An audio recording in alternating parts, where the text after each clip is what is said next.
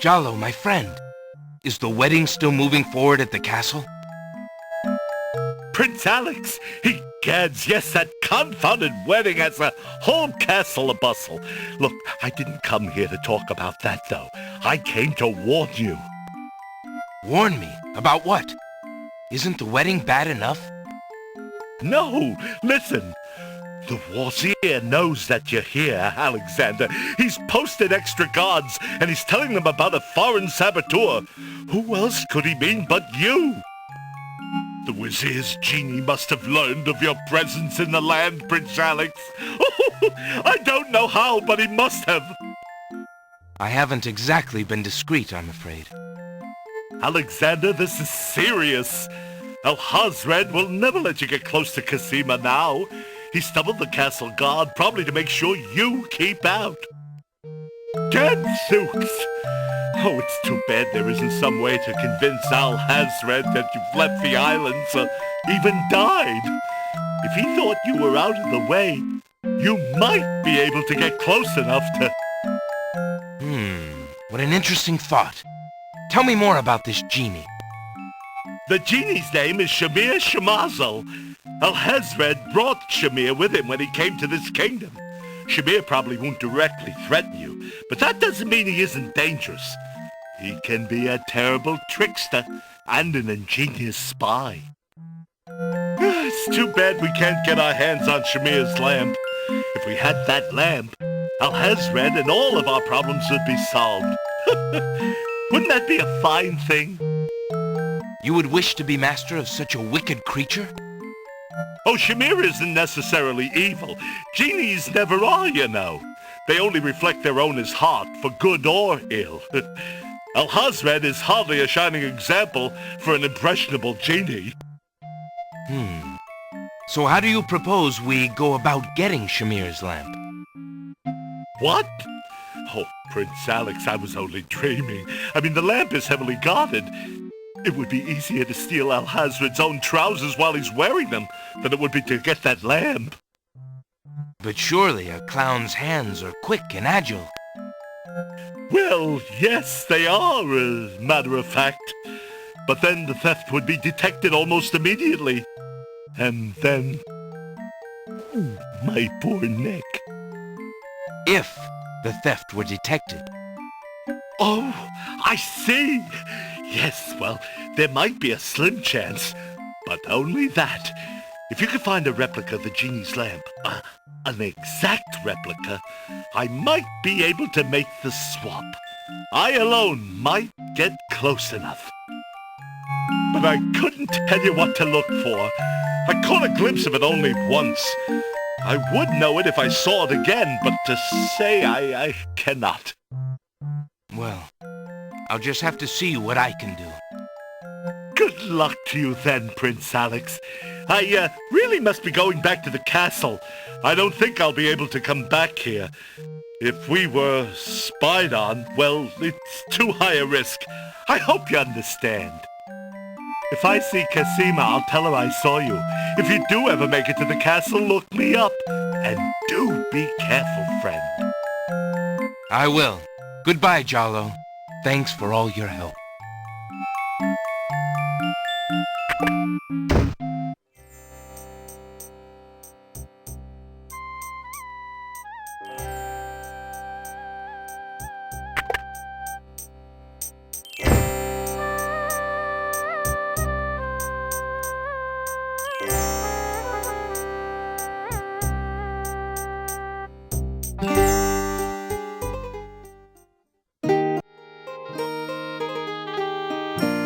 There's a young girl in the yard. The girl is dressed in a long, plain orange robe with a thick headdress. From the appearance of her clothes and from a skittish, fearful look about her, Alexander gets the strong impression that she is a servant, or even worse, a slave. The serving girl appears to be stealing a quiet moment tending the rose bushes. Good day, maid. My name is Alexander. How do you do? I'm sorry, sir, but I'm not allowed to talk to strangers.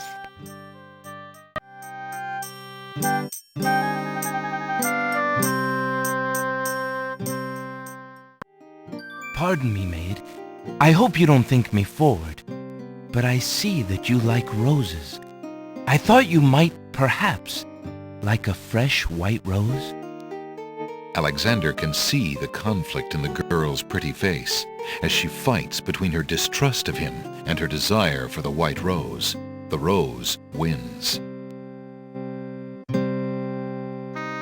Oh, I shouldn't, sir, but it is so lovely. I've never seen a rose of white. It looks so pale and delicate.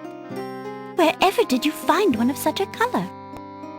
There are many hedges of them on the Isle of the Beast, and they grow together like magic.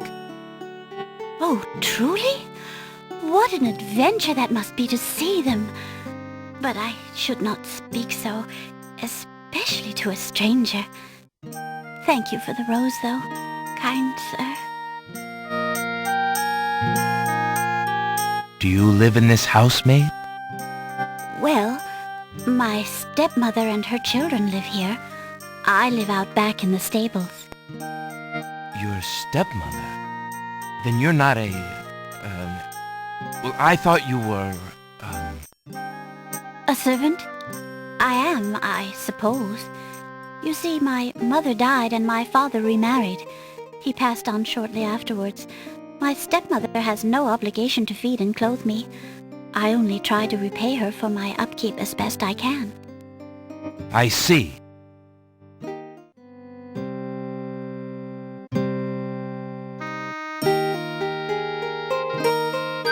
Alexander has a thought about the serving girl. He decides to bring up the subject of Beast with her. Let me tell you about the place where the white roses grow. The Isle of the Beast is an enchanted place. There's a path running through a deep forest. The path crosses 3 magic blockades, set to keep all visitors away. At the center lives a tremendous beast.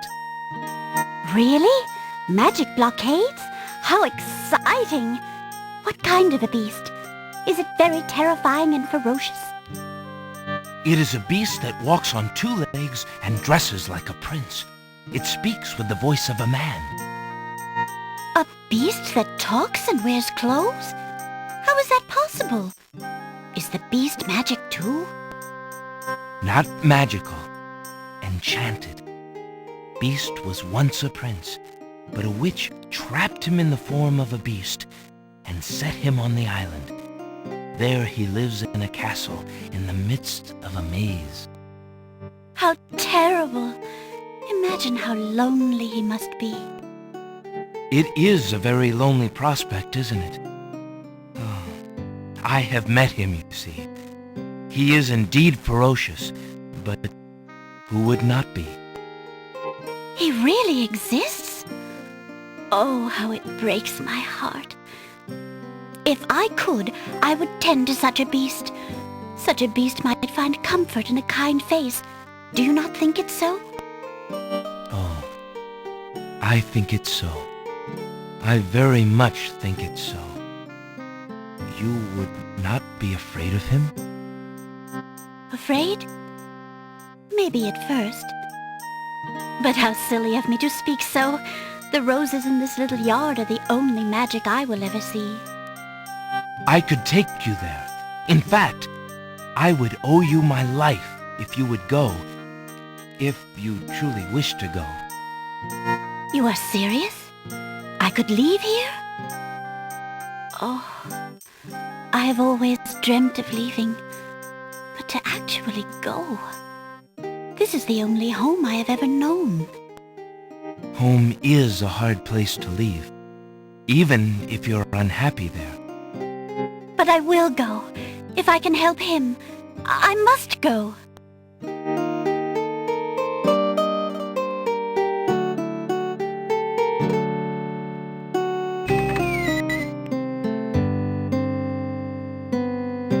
Is there nothing you wish to take with you? There is nothing. Then take this ring. It is his. He will be pleased if you would wear it. Why, it's the most beautiful thing I have ever seen. Thank you kindly, sir. Judy! Where do you think you're going?